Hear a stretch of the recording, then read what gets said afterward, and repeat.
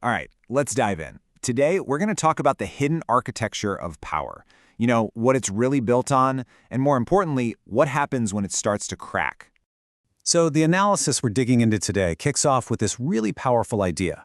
It's basically saying that the biggest shifts in power, the real breaks in the system, they don't happen with some big, loud explosion. Nope. They happen with a quiet, calculated absence of resistance. A silence in the very rooms where people were supposed to speak up. And that really gets us to the core theme here. The argument is this: what we've been witnessing isn't just chaos, it's exposure. The idea is that Donald Trump's actions aren't random at all, but a deliberate process. Almost like a stress test, designed to see exactly how much pressure the American political system can handle before it just breaks. Okay, so Section 1, a test of reality.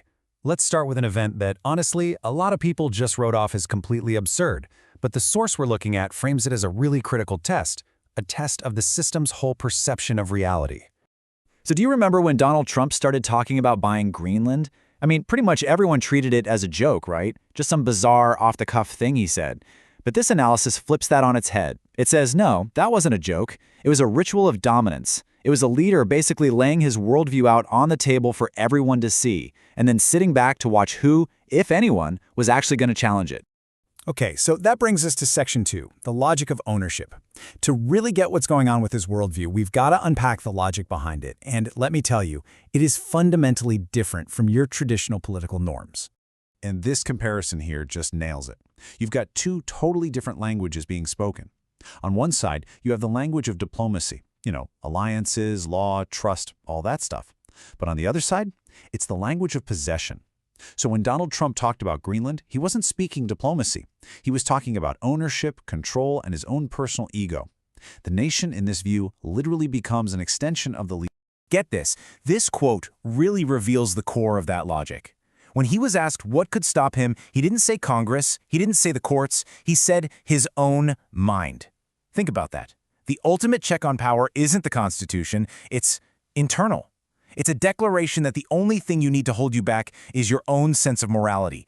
And that is a pretty dangerous idea, especially when you remember that external checks exist for a reason, because we know internal restraint can and does fail. So you see how this builds on itself? It creates this kind of self-reinforcing loop. Step 1, you claim that total ownership is the only way to succeed. Step 2, you dismiss things like treaties as weak and insufficient. Then, Step 3, you frame control not as a political strategy, but as a deep psychological need for the leader. And once you've done that, well, what's the implication? Anyone who resists you becomes illegitimate by definition. And just like that, you've rebranded aggression as simply creating order. Okay, so that logic, it's a powerful feedback loop. But here's the thing, it only works if the checks and balances in the system don't push back.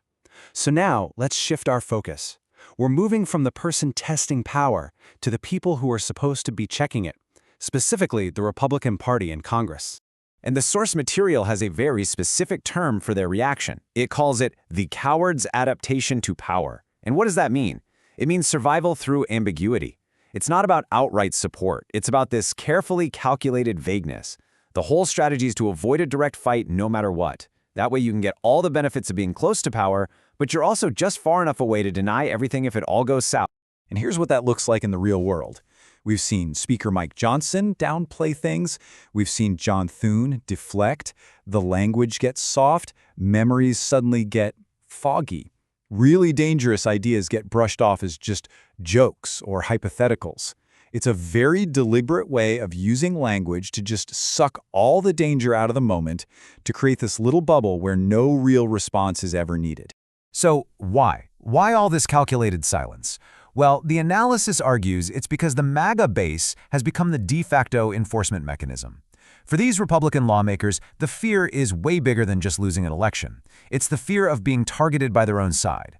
We're talking political exile, public humiliation, and some really intense retaliation if you show even a hint of disloyalty. So silence, it's not just a strategy, it's self-defense. All right, Section 4, power by default. So what happens when this inaction by individuals starts to scale up? Well, you get some pretty severe consequences for the entire system. This right here, this is one of the most critical takeaways of the whole analysis. When institutions refuse to use their power, they are not being neutral. That's not how it works. In a system with separated powers, inaction isn't a neutral stance. When an institution like Congress, whose whole job is to check the executive, decides not to use its authority, well, it's basically just handing that power over to the president. It's a transfer of power by default. And you can see how this inaction creates a really dangerous pattern and escalation. First, the outrage fades. A president tests a norm, people get upset, but then it just kind of dies down. Then, step 2, allies adapt. They see there's no real pushback, so they adjust to the new reality. Step 3, Congress hesitates. They keep avoiding a confrontation. And what happens in that vacuum? Step 4, power consolidates. The executive just gets stronger and stronger, completely unchallenged. And the long-term damage here is, well, it's profound. Think of it like this. Every time an overreach is just accepted and normalized, the system gets used to it. The muscles that are supposed to resist, they start to atrophy from not being used. The republic, step by step, literally forgets how to fight back. It's like its own immune system just shuts down. And this quote just cuts right to the heart of it all. The analysis is pretty clear. It's not that officials don't understand the historical danger or their constitutional duties. They get it. But right here, right now, the immediate, very real fear of political backlash from Donald Trump and his base is just more powerful.